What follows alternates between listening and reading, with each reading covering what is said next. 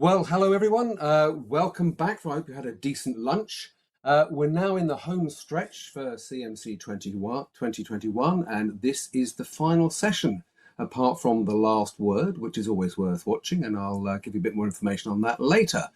I'm Julian Scott, and I have the pleasure, nay the honour, of moderating this session, where we aim to take a look at the writer's room, how it works and why it sometimes doesn't, ask if the lockdown has helped or hindered the writing process, and nibble at the very core of the virtues and vices of showrunners, non-producing head writers, and God forbid, non-writing producers.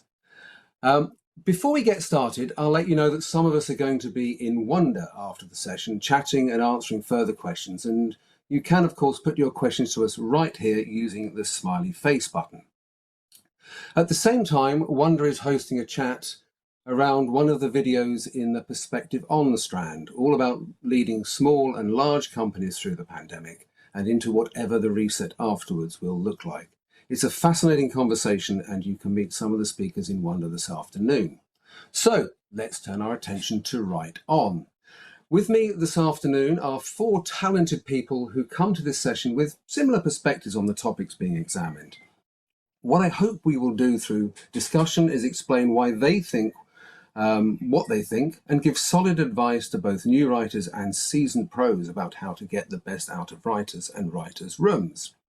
Before I ask the panelists to introduce themselves, I do have to tell you I have discovered little known facts about each of them. And your job as an audience over the next 45 minutes is to try and figure out which of the following statements relates to which panelist. The answers will be given at the end of the session. So this is a little bit like Would I Lie to You? First statement. I chased Gordon Brown down the middle of a road while dressed as Mr. Spock. Second. I gave dialect and accent advice to Ralph Fiennes. Third, I got a KGB man drunk at an illegal Moscow party. And the last one, I was once a stand-in for Rowan Atkinson on a Mr. Bean promo shoot. So, to the panel.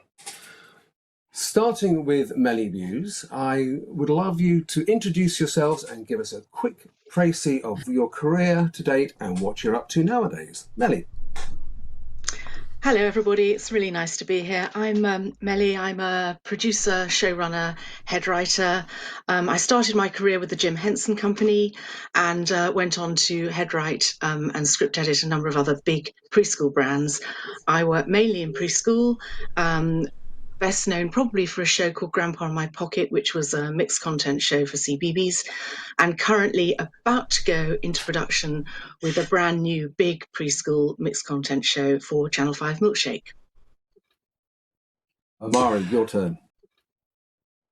Hey everyone, nice to meet you. My name is Omari from Birmingham. I started my career in the animation industry on the sort of production management side, but in January this year I've started writing full time, and I've written for shows like PJ Masks, Jojo and Gran Gran, Love Monster, and some new live action shows, Biff, Chip and Kipper, and Newton Avenue. And I'm an aspiring showrunner, so I'm hoping to bring together my production and writing experience at some point and be a bit like these guys on the panel as well.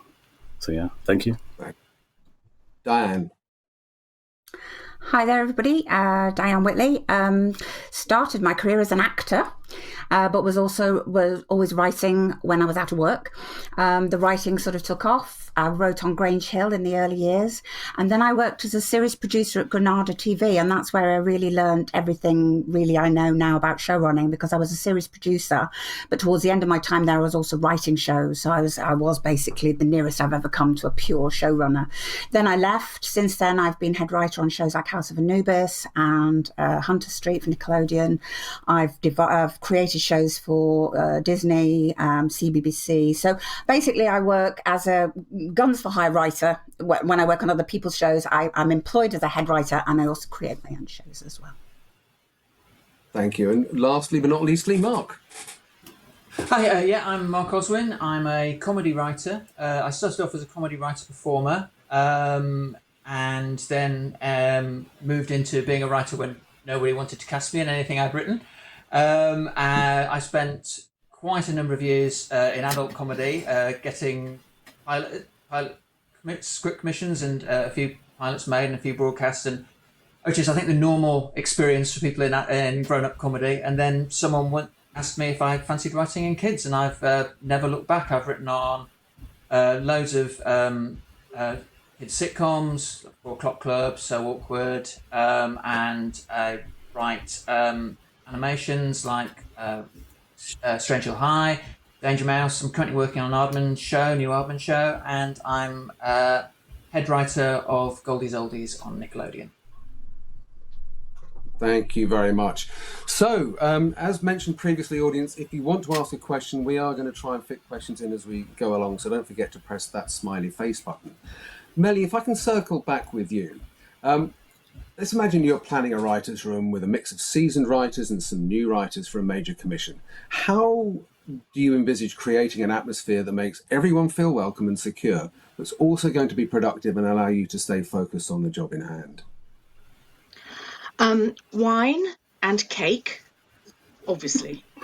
When we run writers' rooms, we always, first of all, make sure that we have guaranteed those writers a number of scripts, because then they come to the writers' room afternoon or day even, really very kind of committed to the project. They feel that they have some ownership of the project. They're not in competition with one another. And I think it's the best way to get the best kind of buzz in the room. We tend to brainstorm various storylines. You obviously have some people who are new to it, which we always make an effort to make sure we have newcomers on our teams. Because it's run like a head writer system, that's possible, because a head writer will do passes on scripts. So it's harder to get newcomers in if you've got a script editor system going, because the script editor doesn't actually necessarily do that. So we're able to take the risk and give people the opportunities, and that's what I really like the most about having the writers' room, having the big get together at the beginning, making sure everybody understands the nature of the show, the brand, the characters, but really it's permission to talk nonsense, which the wine helps with that, I always find. And you mentioned there, the script editor versus head writer. You have head writer, not script editor. Is that right? What would you say the difference between those two roles is? Well, the terminology does vary. People interpret it in different ways, but in a sort of purist way, and sort of coming from my sort of Henson roots, the head writer becomes the showrunner on the show, so is the creative hub of the whole show. And the head writer is a seasoned writer. So the head writer can take hold of a script that really isn't working and do a page 1 rewrite. So that's really the difference. And a script editor, and they are very, very good. There's nothing pejorative about this, but a script editor tends to be that person who collates all the notes from all the different note-giving parties, and there are often quite a number of those, and encapsulates them in one marvelously comprehensible document that is charming and clear, and sends that to the writer. So the script editor is that sort of a more administrative, creative buffer, whereas the head writer's more hands-on, really, with the writing. So you'd always do a polish on a script at the end of the day, and it works. It doesn't necessarily work with every brand, but with these big volume preschool brands where you're doing 52 episodes at a time, it really does help to have that one creative vision across all of those storylines. And if you have a writer's room where you come already with some themes that you want to explore, and make sure at the end of that writer's room session, every writer goes away with 2 stories to work up minimum. You sometimes get 3. And I find there's an enormous generosity in the room, because people say, why don't you do that story? Because everyone already feels ownership of it. But sorry, I'm sort of digressing. But the head writer, basically more hands-on, righty, script editor, charming, diplomatic, United Nations person with a lot of creative flair. Thank you. Amari, does that sort of reflect some of your, as a relative newcomer to writing? I know you've been in the business a while, but a relative newcomer as a writer, does that kind of environment sound the kind of environment you'd love to work in? And it does. The head writer approach. Yeah, it does actually sound great. I was just going to ask if I could be in your next room, to be honest, because that sounds really good. Being guaranteed a a gig is great. So actually, for me, it's usually been the other way around, where I'm in it with everyone else pitching, and you get what you get, and then if you don't get it, you don't get it. But that sounds way better, because yeah, I remember some of the first rooms I was in. I was a newbie. It was just a bit tough. I was competing with some heavyweights, some, like, I won't name names, but the kind of usual writers that get picked up. So that would be great. Yeah. And Di, does that reflect what you do, your experience? I have never run a room where the writers haven't been. They know they're there to write at least one script, because I agree with Melly. They're then invested. They're not competing. I don't really like that system, and I personally, but I think as a new writer starting out, I think these days sometimes that's sort of what you have to do. But our writing room for me is a bunch of writers who are already invested in that show because they know they've got at least one script. And again, like Melly, I would always try and have don't like too big a room either. So actually, I quite like to offer quite a few scripts to people. But what I would do with that, I like to have a room with a few very experienced writers who I know I can trust to get on with it and do it. And then I always like to bring maybe one or two new writers in as well, who might only be guaranteed the one script, but if things go well, they might get another one further down the line or whatever. But I think that's really important to me, because it's not a nice, I don't like it. No, Yeah, I mean, like I should mention, they were always going to try to, the people that I was working with were always going to try to help me get a script, but it was just, there was no guarantee of it. Like, they were going to, even if they ended up doing a rewrite and putting my name on it, they were still going to try to help me. So it's not like they were leaving me out in the cold, I should mention. Yeah.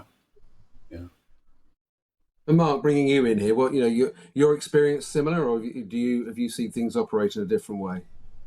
No, I mean, I agree with a room cannot be competitive. I mean, there's a golden rule, I think, that we probably all adhere to in a writer's room, is there are no bad ideas. And as soon as the room's competitive or someone shuts an idea down, then the creativity just floods out the room and everyone gets, I don't want to speak because my idea's been rejected. So, I mean, one example I use is I was in a really good writer's room on Strange Hill High, and I had not a very good idea about the school being like a labyrinth and someone being lost. And I remember we were supposed to find a deputy head who no one could find, and we went round and round it for ages and went away, and then came back, and Josh Weinstein, who was running the room from Simpsons, which is an amazing room to be in, he sort of said, "Well, what about this teacher? What if this teacher bites someone? What would happen there?" And someone and I said, "Well, if a teacher bites you, you turn into a teacher." And someone nearby went, "A weird teacher," and suddenly that was.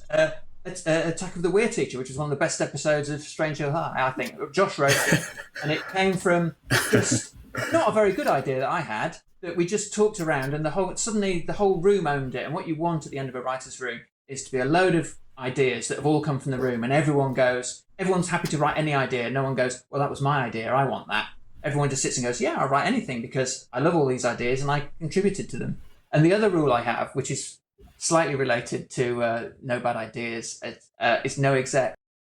I tend to tell, there's no teachers basically. So if there's teachers in the room, a lot of the time, people, maybe one is okay, but I mean, come in at the beginning and then go away and let the writers, because we need to say things that are, especially in comedy, there's notoriously the Friends writers' room, but you need to say things that aren't going to be broadcast. You need to have a laugh about things, and if the teachers are there, everyone clams up, and actually you want people to be able to say anything and just enjoy the room. So yeah, that's my rule. No execs, no bad ideas. Well, I clearly wouldn't be welcome then, so thanks for that, Mark. I mean, do you find that there must be writers, and I've experienced this a little bit, who still, I suppose, when we've had this term, sort of detonators, wallflowers, and spark plugs, who appear to be wallflowers in the room on the day, and then you get to the pub afterwards, and they come up to you and say, "Oh, by the way, I didn't want to mention this in front of everybody else, but here's my brilliant idea." How do you combat that? I mean, you've all said you're very encouraging. You want it to be a safe place. People are guaranteed scripts, but do you still find that there are writers who are, I suppose, more of the wallflowers who really don't want to be part of that collaborative process? Anyone? Up to a point. Yeah. I mean, some writers are shy, you know. I mean, writers can be classified as shy actors, as indeed can animators. So you can't have everybody, you know, firing on all cylinders in a writer's room. And if you have newcomers, neither should you expect it, really. You know, they're there to learn, they're there to assimilate the sort of way of doing things, they're there to listen. And obviously you follow up afterwards nowadays, obviously on a Zoom, or in the dark ages on a call, so that you can talk through that person's particular script in a bit more detail and give them a little bit more more encouragement and more help. But I always think, you know, do not underestimate the quiet ones, because they're the ones that they've sucked it all in, to go on home and often come back with the very best first treatment. So we need everyone in that room. Di, you I mean, wanted to say I always something? find. Yeah. Oh, sorry. Go on, Mark. I was just saying, I always find it's really useful to, because you know, you'll often see people not talking, and I find it's really useful to be able to bring people in. There's a writer, I think me and Di both know, who's I mean, really good, really experienced, but quite quiet in a room, and I can always tell by her face that she's thinking of something, and I you know, I go, you're pulling her face, you've got to, you know, and always got really good things to say, and often the quiet people. You know, I'm quite gobby in a room, and there's sometimes some people who will just really quiet, and then they'll just say something, and everyone goes, "Oh yeah," you know. So it's giving everyone, making everyone feel welcome enough to speak as well. I think, and if they're not Di, speaking, you want to? No, I was just going to reiterate really everything that Mark said. I know who you mean.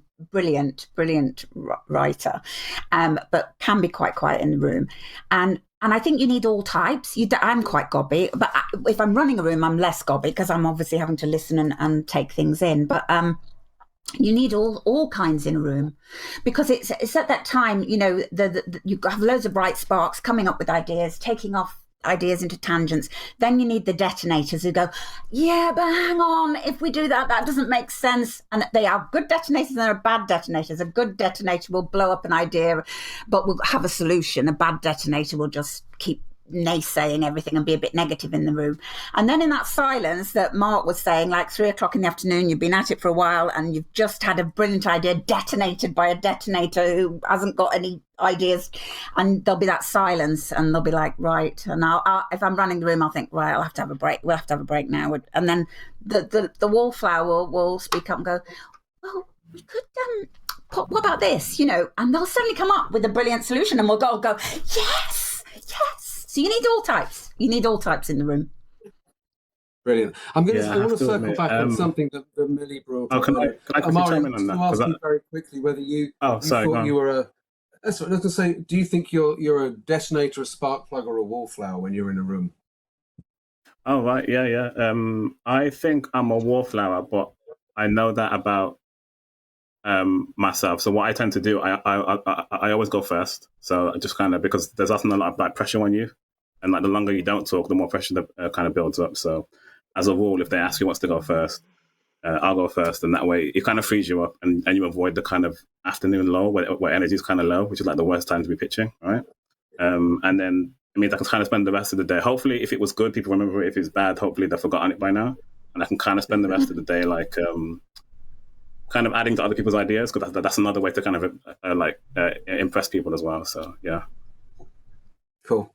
Melly, I just wanted to... we've had a question from somebody in the audience who just wanted a bit of clarification. Earlier on, you mentioned that we were talking about the difference between head writers and script editors, and you said that, you know, script editors were mostly sort of administrative support. I don't think that's quite what you meant, and I thought we want to elaborate on that.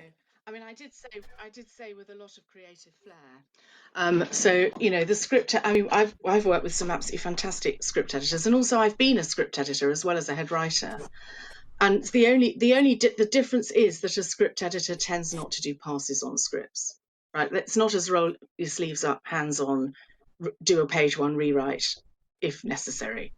So that's, you know, so script editors I've worked for have been fantastic at nurturing the writers and bringing on the talent and delivering notes in a really, really encouraging way.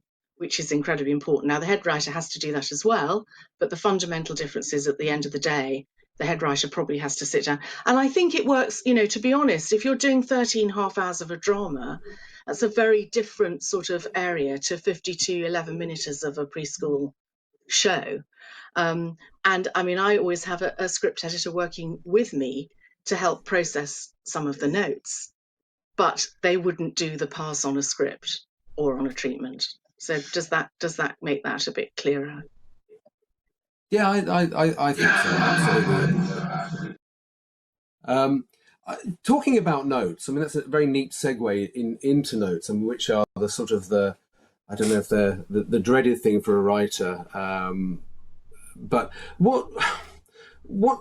how do you give notes to a writer? How do you put across to a writer that you don't think something is quite working, but you want to encourage them to try and solve it? What makes a good note and what makes a bad note? Mark, I'll throw that one at you.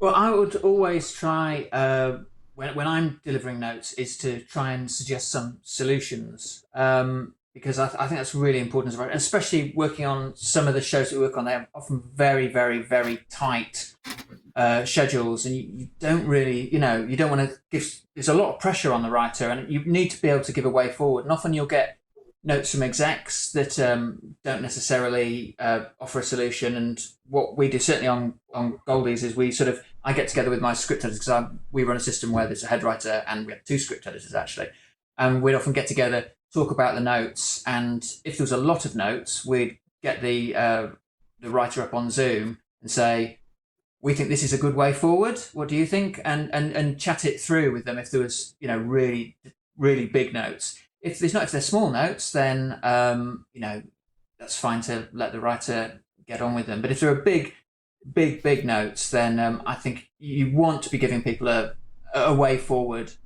because even if they don't choose it, and obviously it's always optional, sometimes it might spark something else in them. And when you talk to them, they can just go, "Oh yeah, but what if I do this?" And then that's really helpful, I think. So that's how we deliver notes. Di?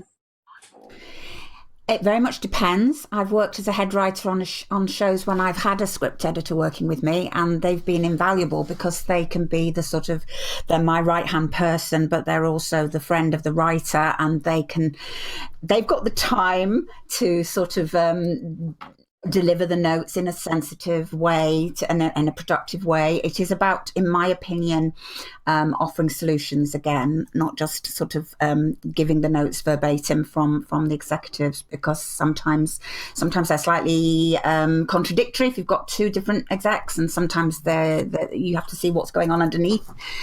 But the last show I worked on, which was Hunter Street, I didn't have a script editor, and so I was giving notes myself, and I had a team of quite experienced writers and a couple of not experienced writers. And so with the experienced writers, I was literally, sometimes the schedule was so tight, I was literally sort of almost cutting and pasting the notes with an email apologizing, saying I haven't had time, if they seem a bit blunt, it's fine, don't worry, we'll get on the phone later and we'll talk through them together. With the less experienced writers, I did the script editor's job of sort of filtering them and making them more, because you don't want to scare. You need quite thick skin in this business, and I think new writers need to learn that. But at the same time, you don't want to sort of scare somebody off on their first job. So it very much varies. It very much varies. But I think having a good script editor is very useful, actually, especially on a tight schedule. And so. I don't think head writers are putting script editors out of work, put it that way. Amari, you've obviously been through this process. What makes as a writer, what makes a good note for you? I think these guys kind of just touched on it. It's notes that really kind of just get to the center of things and that aren't nitpicking on details that aren't important. So often I find that the notes on early passes, where they're like a bit broader, often are better, because we're kind of talking about the whole thing. Whereas often I think it's about common question started was about making sure that you're talking about a story and not a document as well, because sometimes people can get caught up on the script rather than talking about an episode of a show, if that makes sense, and that you're actually focused on like the story. Yes, that makes a good note, and yeah, just being able to get to the center of it and actually making good suggestions if they can. So it's a bit like what Mark said. Obviously, better suggestions that I've got are from the actual head writers, script editors may vary. So yeah. Okay, thank you. We've had a question from the virtual floor, I guess, from Rianne Marston Jones, who said, "Have any of you ever considered creating a space where actors can collaborate with writers to develop characters and relationships in a series?" Melly, ever thought about that? With actors, we did a show called Ha Ha Harry's for Cartoon Network, which was a sort of commedia dell'arte mime and gesture preschool show, completely bonkers. And there was no dialogue from the live action characters. The only dialogue was with the animated characters. So we had to develop the character through mime and gesture. So yeah, we workshopped with the actors, and we also had to get them to give little expressive noises that indicated the emotion that they were going through at the time. And those expressive noises had to sound vaguely Welsh, because we were doing this in Wales. So we had a Welsh consultant on board during the workshop to distinguish between, oh and ooh, and make sure that the sounds that these actors were coming up with absolutely were, kind of in tune with the sort of Welsh ear. So yes, we have done that, and I've done it with kids. We've always, up until this Mr. COVID arrived, we've always run children's workshops for auditions and put them all together and got them to act out scenes and a lot of improv and fed that into the script. So if in an audition it turns out a kid can sing brilliantly, you write it a song in the series. If they can play the drums, you stick the drums in. You find a way of using all that kind of innate talent in the stories that you're developing. Oh, that was interesting. That was a good comment. So actors. Yes, actors. That was underlined. Amari, when I was asking that question of Melly, there was a bit of a wry smile on your face when I was asking about the space where actors could collaborate. Why was that? Oh, well, there are two reasons. One is the person who asked the question is my friend Rianne. I actually know her. She runs Scripts Out Loud. I think I had a session here. But also, yeah, it is something that would be used for having like read-throughs and stuff. So, but yeah, that's why nothing major. Yeah. Oh, okay. Mark, how about yourself? You've worked in comedy a lot. Is that something you use? Well, it's kind of above my pay grade because getting actors in, arranging all that is not really the job of a head writer.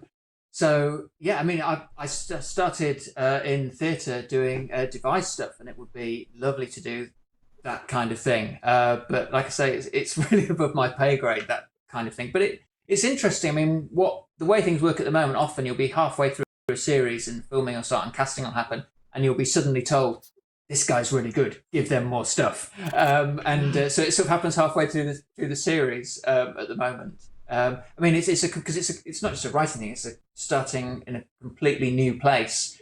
So yeah, not really for me to decide that, but it sounds fun. There's another couple of questions that have come in from the audience, which Di, I'm going to ask you to turn your attention to.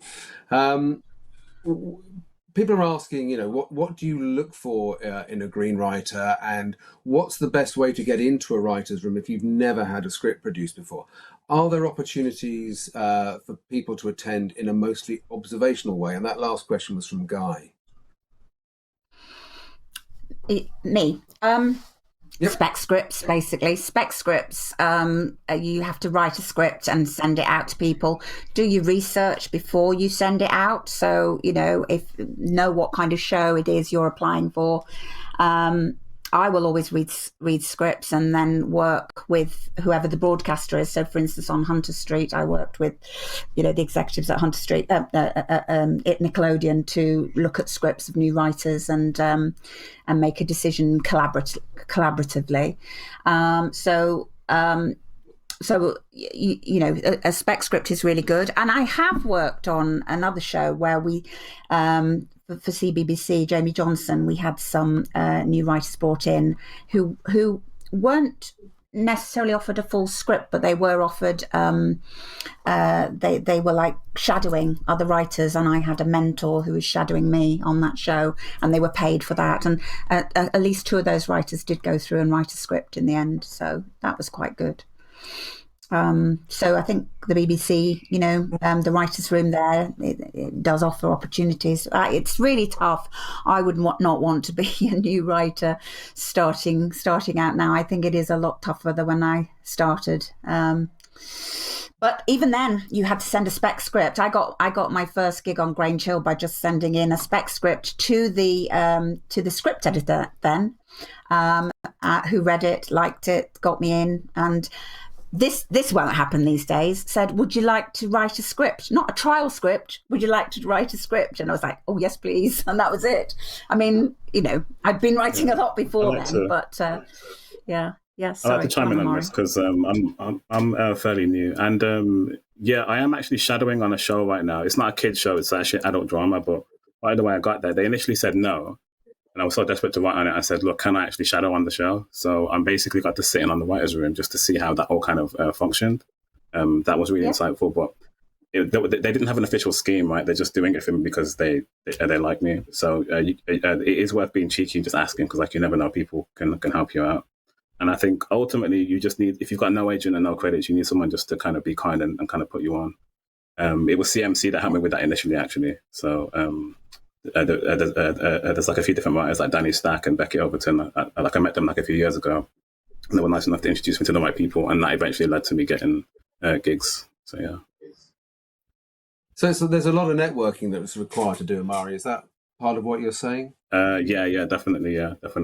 Obviously, it was easier when we were meeting up in real life. So good luck this year. But it's a who you know business. So yeah, you've got to meet the right people. Going back to notes quickly, Melly. Gary Cass has asked a question. How do you differentiate between a subject note that's coming from someone's personal preference and a craft-based note that's objectively relevant, such as a character choice or a plot hole? And is it ever difficult to distinguish between them? No, you can spot them, really, is the short answer. It's very different. I mean, I receive notes as a writer, but I also give notes, not just to writers, but also to animators, to musicians. And I think, you know, it's a very difficult area because you need to be, I always say it's a do as you would be done by situation. So put yourself in the shoes of the person who's on the receiving end of those notes. And then you will probably know, oh, is it fair of me to say I'd rather this character was green and not red, or I'd like a yellow bus and not a green? Is it fair, or is that just because I don't like green? And it's about having the empathy and the putting yourself in someone else's position, which sometimes doesn't happen. And it is, you know, it is a tricky one, and you have to check yourself. But I always feel that, you know, when I'm giving notes to animators or musicians or designers or costume people, I give notes knowing that they know more about it than I do. So there's a certain kind of, I might be wrong about this, but, you know, could you have a look at this scene, or could you have a look at this animatic and see, you've probably done this for a reason. There's a sort of way of phrasing your concerns that pays a bit of respect to the professional person you're dealing with. And I think sometimes that gets a bit lost. And there are everyone has personal preferences, and you've got to just ask yourself when you're giving a note, is this just because I don't like the word toilet? Because I really don't like the word toilet. I'll be absolutely honest. I hate the word toilet, but kids say the word toilet. So, you know, we have to say toilet. I mean, that's a very, very trivial point to make, but it is true. You know, that you have your own preferences, and you've got to, when you're giving notes, decide: is this just me having another idea, or is this me actually contributing to make this better? And the best note, I mean, there's nothing better than a great note. There's nothing better than a great conversation with someone who really knows their stuff, who is asking you to reiterate something that you've already reiterated umpteen times, but you think, oh my God, these ideas are fantastic, it's going to make it better. There's nothing better. But as a new writer, as I know Diane, touched on it, you've got to be prepared to have you will have a lot of notes, and you will learn. That's how we all learn, and you never stop learning. Never stop learning, and that's actually what keeps you going in the industry, because there's always something new, and you think, oh my God, I always thought that was a really bad way of doing it, but now this is working brilliantly. So I think as new writers, you do have to be tough. I remember the very first CMC I went to, which was in the days when it was called Show Commotion, catchily. And Anne Wood was speaking, Anne Wood, she of Teletubbies, and she stood up, and I often quote this actually, because it has stuck with me. She stood up and she said, if there is anything else in the world you can possibly think that you might like to do, rather than become a writer in television, do it. And I think there's some truth in that. And here we all are, we're still here. But it is, you do need to have a thick skin. And still, after all these years, when that email pops up in my box and I know it's notes, my stomach turns over. And executives don't always understand that. And why would they? They've never had it happen. And so, you have to kind of go, I have chosen a career where for 95% of the time, I am being told what I've done wrong. And I'm still doing it, because you have that passion and that interest, and there's just so much reward to be had. And, I think that, but to imagine that you're immune, if you're any good at your job as a writer, you're going to be, however gobby we might be on this panel, you are actually quite a sensitive person. And, it's tough. And so when you get good notes that are really making your script better, you do honestly rejoice. And when you get little notes like, can we make the hat green? It makes you feel like you want to gnaw off your own leg. Correct? Notes for notes' sake. Yeah. The other thing which I think is always worth mentioning about executives, and I class myself in this category, is it always takes executives longer to read a script than it does a writer to actually write it. So there's another question that's just come in from, I hope I pronounce this right, Chitra Soundar. Mark, I'll throw it at you. How will a showrunner decide the voice of a show and each of the characters from scratch? How will they evaluate a new writer can embody that voice? Right, well, I guess that's two questions. I think if you've been involved early enough, which you should be as a head writer, you'll have created a Bible which has a pretty good idea of the voice and the character type of each character, although that is always up for grabs. In fact, I remember someone saying to me ages ago that no one actually knows what the show is until you're halfway through filming the first series. So, I mean, there is a bit of, it's an evolving process. It's not set in stone from when you start off. And also, I think there's also a thing that happens in series that, with a lot of writers, you have a writer's room. No one's quite sure what it is. Some writer somewhere, hopefully someone will grab it by the scruff of the neck and go, "This is your show," and then the execs and everyone will go, "Yes, this is it. Everyone, this is the show." And if you can be that writer who goes, "I know how this show's going to work," and produces that script, and that's really good for your career. So there's that, but you will have the Bible, you will have which should give you some idea. Hopefully there'll be a pilot script which a new writer would look at, which would have the voices. But again, like I say, it's an evolving process, and if you can take them in a really good direction, then that's great. So it's a process. The whole thing is a process. I mean, there's no one answer, I don't think, but you will have the tools there. You should have a pilot script. You should have the Bible, and you'll have the writer's room. And, writer's rooms, often comedy writer's rooms, people will be kind of improvising lines, which is always useful. And you sort of, you might find that, as characters develop in the room, especially if you're doing a 3-day room, the characters may become firmer over the writer's room. So hopefully that answers the question. If it doesn't, when you say a 3-day room, are you talking about a 3-day room to break an episode or a series, or what's that 3-day room consist of? Well, I mean, one thing we should. I mean, I think we're going to talk about the difference between the British system and the American system later on. But with the British, certainly with every show I've worked on, we will have a lot of series as a one-day writers' room. So Awkward, 4 o'clock Club is just one-day writers' room where we just talk about what the next series is going to be. Particularly 4 o'clock Club, we're trying to break the main arc, and people would maybe pitch a couple of ideas. But for certainly for the animated shows, certainly for Goldies Oldies, when we did it, we had, I have a 3-day room, get the writers in, and we will break. Certainly with Goldies, we did 20. So for the first block, we'd aim to have 10 stories broken over that 3-day period. With interestingly, when I was doing Strange Hill, we had quite a few American writers in, and we had a 3-day room, and we'd broken, I think, 6 stories, and I think one of the American writers went, "Oh God, that's amazing! We'd break one a week or something when we were doing The Simpsons." So it's but you have to you want at the end of those 3 days to come out with a number of episodes which are broken a little bit, beaten out, and then have everyone go, I quite fancy having a crack at that one. So you'll finish it with everyone with a script to write. We'll hand them out at the end. Everyone will have a script, and then we'll go on from there, and then everyone will be working remotely. I want to move on, as neat segue that you gave me, Mark, about the difference between American and sort of the UK systems of writers' rooms and how prevalent they are in the US and possibly less prevalent here. But before we move on, Jean Buchanan has basically given us a quote which I think is probably pretty accurate about what it takes to be a writer. So she said, is it true in a writer's room you need what the Russian ballerina reckoned was necessary for success at the Bolshoi?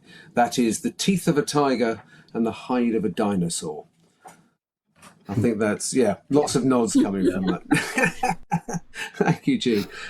So talking about the difference between the US and the UK, Melly, coming back to you quickly, what you with your time at Henson, what do you think the main differences are between the way the US writers' rooms or the US writing system works generally, and how we operate in the UK and why? That's a tough question, Julian, because I have to caveat this by the fact that I'm working in a particular area, which is that preschool area, and I think it's quite different. I think Diane and Mark will be able to give you a perspective for the more the older age ranges. But yes, my time at Henson, I mean, I was a rookie writer. I did send a little spec script for a show called Moppertop Shop, which you may remember a long time ago. And Jocelyn Stevenson was head writing. So Joss had worked for Jim Henson a lot. They were very close. So she embodied the sort of Henson thing, which I was just hugely lucky to turn up then at the time I did. All the writers that were taken on that show were new. We sent in a little spec script. In fact, the day before we were due to go on holiday, you remember those days when you could go on holiday, like to Mallorca? Those days. Day before I was due, my agent said, Melly had this inquiry from Henson's. They want you to write a spec script. It's got to be in by Tuesday.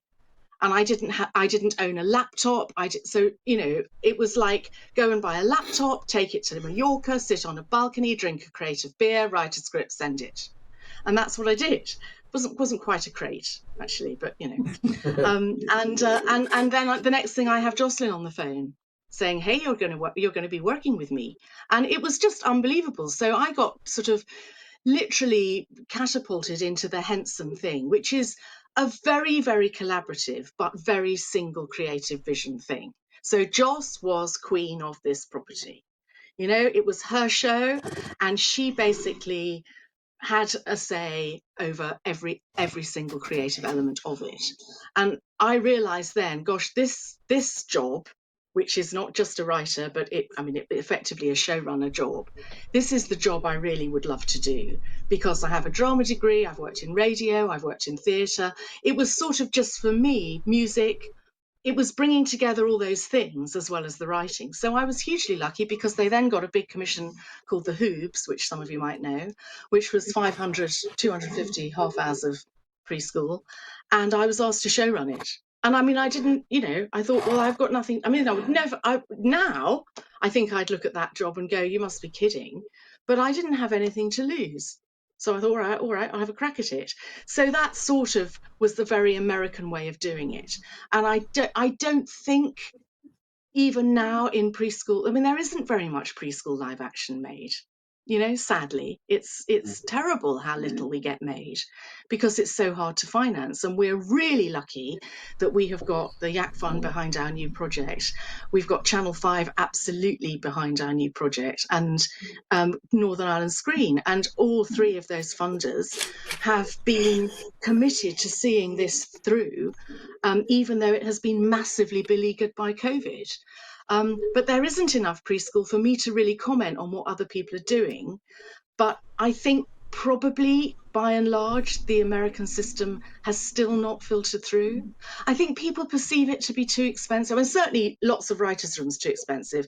In shows I do, one writer's room to kick it all off, and then that's it. We can't afford to keep bringing writers from all over the country, and maybe others can. I mean, Diane, maybe, you know, with bigger budgets and working an older age range, you know, you might have more. No, so they're shaking their heads.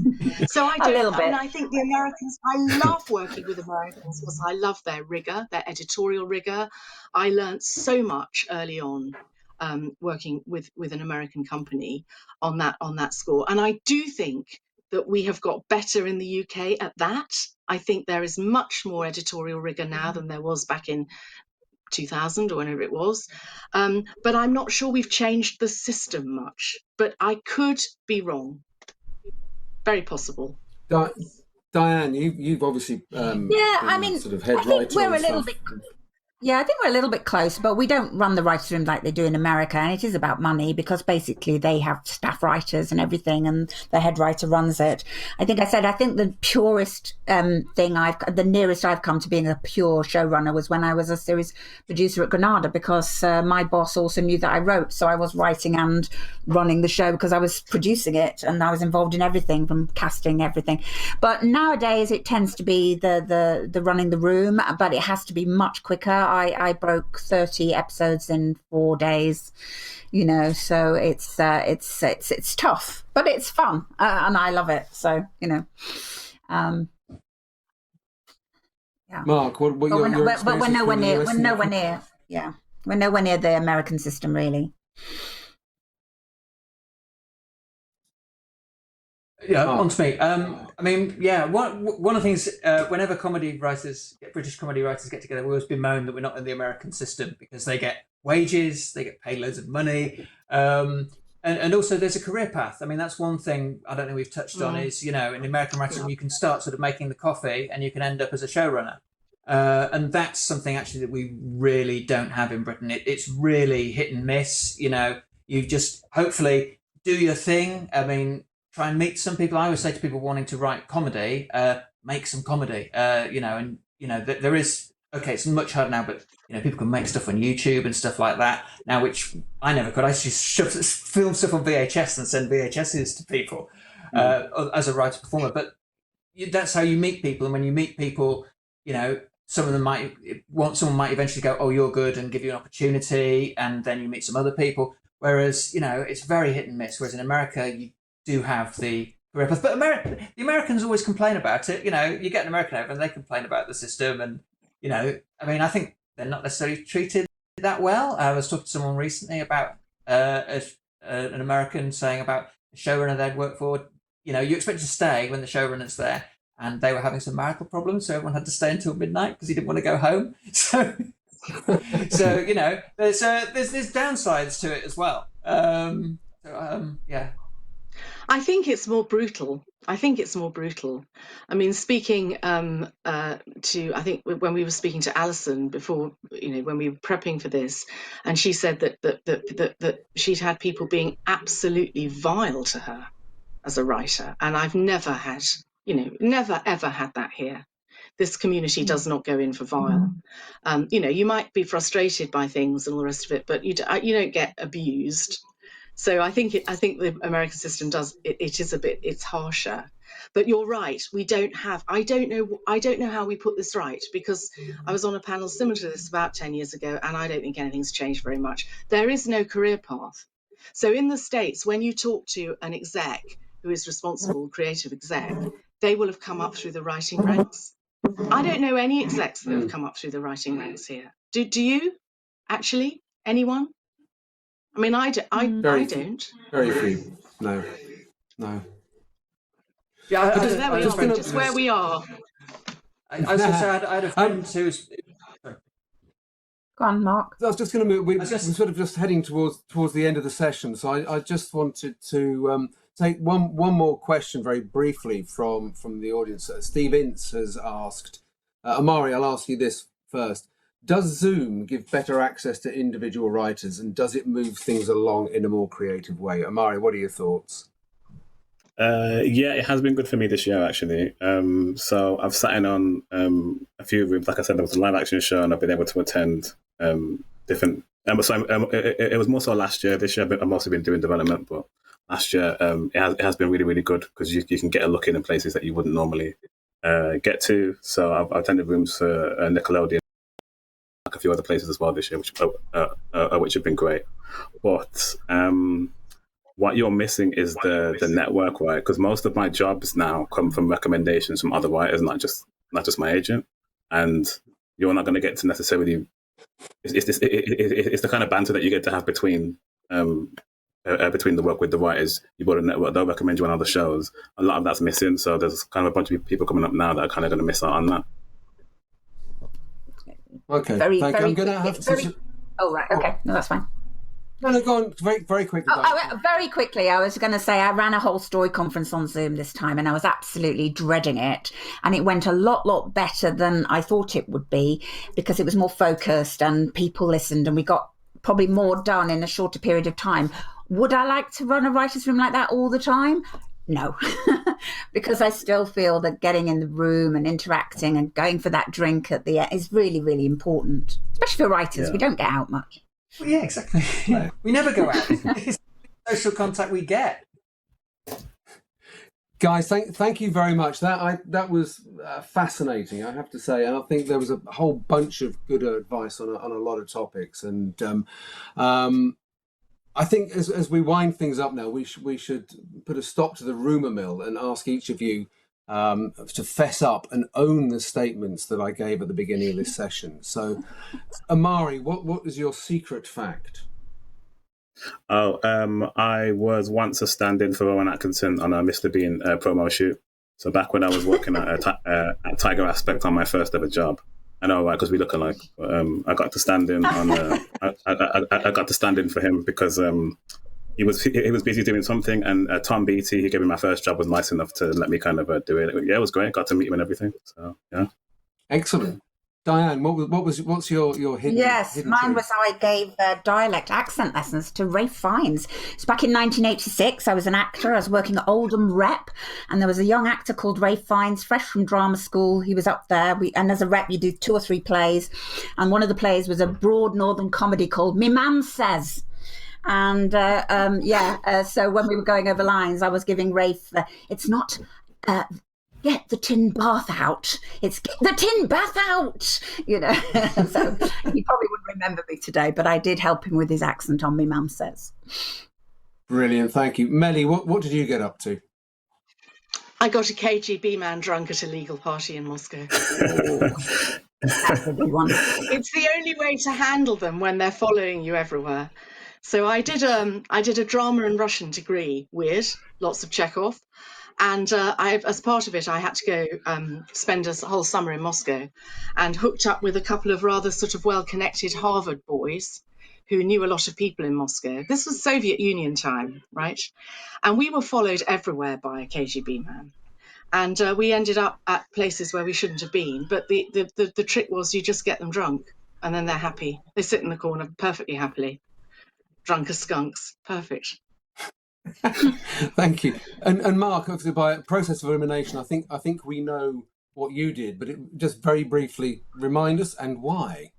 Well, I chased Gordon Brown down the middle of the road dressed as Mr. Spock. This was actually for my first TV show I was involved in. It was a late night Yorkshire telly show called Flux, which was built as a guerrilla game show. But we convinced the producers that we were professional situationists, and they basically, which is a very situationist thing to do, we weren't really, but they gave us a camera and said, well, go and film yourself doing some stuff. And we were watching the news one day, and my mate Nick said, if I think there was it was 1996, just before the 1997 general election, and there was this minister on waffling on, and my mate Nick said, you know what I'd do if I had won the lottery? I'd get a van full of actors, dress them up as Mr. Spock, and get them to follow these people around pretending they thought they were Captain Kirk.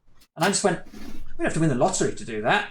So we just hired a load of Spock costumes and went down to the House of Parliament to film ourselves following MPs around pretending we thought they were Captain Kirk. And we couldn't get any, and we were just giving up and taking our ears off, about to get a train back to Leeds, and we saw Gordon Brown across the road. This was when he was Shadow Chancellor.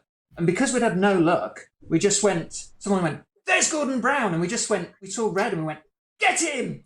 And I think he looked at us and how quickly calculated the damage to his electoral chances of being chased by 3 Spocks. And he just ran. And we just started running after him. And he literally crossed the middle of the road outside Parliament to get away from us. And we were running up the middle of the road, 3 Spocks after him. Anyway, he quickly bombed round a corner, just as Rolf Harris, a pre-disgraced Rolf Harris, was getting out of a car in front of us. And he just stood in the way and went, beam me up, Scotty, assuming we were there for him. And Brown made it and just melted into the crowd. So, yeah, that's how that happened. Brilliant. Thanks again, panel. I'd also just quickly like to thank Alison Norrington, who produced the session, and executive producer Mark Wilson. You, audience, should be able to join some of them in Wonder for a post-session chat in a few minutes. Before you head off to Wonder, I thought I would just tell you about the last word. And as usual, the final half hour of our time at CMC is going to be a wonderful mix of performance and challenge, just the way we like to end the week. Nathan Gearing is a dancer and choreographer working in very unusual ways. CMC's been talking to him for 4 years about a work he was planning, drawing in Sheffield kids in care as writers and performers, mixing them up with other young people with special needs and developing a performance which was inclusive of them, but also of all members of its audience through the use of signing and audio description as integral parts of the performance. The work premiered at the Crucible Theatre in Sheffield a few weeks ago, so we get a chance to see some of that and hear from Nathan and one of his young performers about what it has done for the people involved. That's at 4 o'clock for just 30 minutes. And now, in our final minutes, we present the last of the CMC Changemakers. You've seen 10 amazing young people with achievements that leave us breathless, and with ideas that we hope leave you feeling inspired and challenged. All of the Changemakers and indeed all of the live sessions are available as recordings. Remember, this platform stays open for you until September the 30th, so you can continue to watch sessions you missed or videos in the library. So back to our Changemaker. I'll say goodbye, a final thank you to all our speakers and to all of you for watching, and hand over to A.O. Norman Williams. A.O. is a student now and an artist and game designer. He was a finalist in the BAFTA Young Game Designers competition when he was 17, and since then he's gone on to work for multiple game projects as part of his computer science degree. Let's hear what he has to tell us. Hi, my name's Ayo. I'm 20 years old and I'm a game designer. Throughout my childhood, I loved all different kinds of media, but I always gravitated towards video games. It started off with Mario Bros. 3 on the Game Boy Advance and then just progressed from there. Alongside that, I developed a love of art, which kind of started off with me stealing tracing paper from school to copy characters out of magazines, and then that turned into learning to draw freehand by filling up notepads and sketchbooks with random doodles. And then that became me teaching myself digital art and animation. So sort of when landing on a career, it was always obvious for me, game design, because it combines the love of creating and drawing and thinking up new ideas with my love of video games. Throughout my teenage years, I entered BAFTA's Young Game Designers competition. And finally, in 2018, which was the last year I was eligible to enter, I was actually nominated for the Game Concept Award between 15 and 18 years old. So that was for a concept I created called Dream Detective, which is about a girl who is a psychic who can see the future in her dreams and sort of runs around solving mysteries. One of the things that actually kept me motivated whilst I was working on it was the idea that, one day this could be adapted into a hit TV show or an animated movie or something. I bring all that up to mention two different things. One, that kids love to create. and 2, the kids love video games. And I think I am a prime example of both. The definition of togetherness has sort of changed quite a lot over the last year and a half. It's sort of become a Zoom call with someone or a Discord server with friends, but I think games are different in that there's also a sense of physicality. There's a sense of being somewhere with someone or a group of people and doing something together. No other medium can replicate that feeling, I think. Animal Crossing is a great example of one. This is a way to create a space and bring your friends over and just do things and just chill out, which was really, really nice at a time when that was suddenly taken away from everyone. I look at my sister, who is 14 and who has had her school year completely disrupted by COVID, and I see the way that she uses like Roblox or something, or like Among Us, where she's on a call with her friends and playing the game at the same time, and I can sort of see that those moments that she would have on the playground that have been taken away from her, she is now replicating with video games, which is completely unique to that medium and just cannot be done with any other one. I think another reason why games are so good at creating that sense of togetherness, especially over the past year and a half, is the way that they create unforeseen stories. Emergent stories through the gameplay that nobody intended for there to be, but have been created by the players organically. Because they're interactive, they sort of open up they give players a way to make their own stories, which makes them personal, which makes them almost, I don't want to say more impactful, but impactful in a very different way than a good book or a TV show is. No other form of media can encourage people to use their imaginations in such a way as video games do. I think now more than ever, kids want to create more than they want to consume.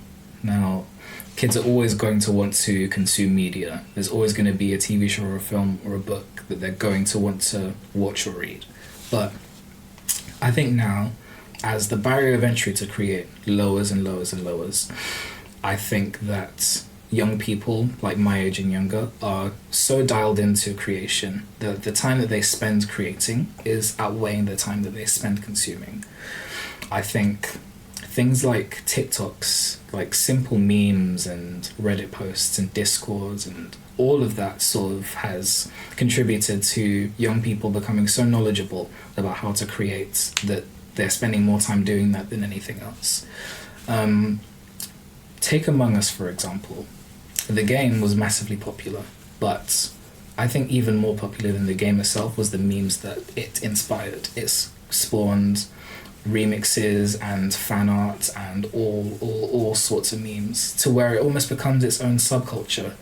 I think that's a really interesting thing that video games in particular do. I think that they lend themselves really well because of the emergent stories, because of the just how dialed in young people are to them, that they create communities around them, and those communities then bring people together. I don't think there's a young person out there who hasn't been affected by video games in some positive way throughout the pandemic. I think that every single one of us has had some kind of game that we've come back to that has sort of given us a feeling of being together with people, something to distract us with, something that has helped us build a sense of community when that was taken away by the virus. So, to conclude, I think that media is an incredibly powerful thing. I think that it can create communities, it can help build people's worldviews, it can help shape young people's ideas, it can help people understand each other. I think the video games should be appreciated for how unique they are in their power to do that, compared to a lot of different mediums. So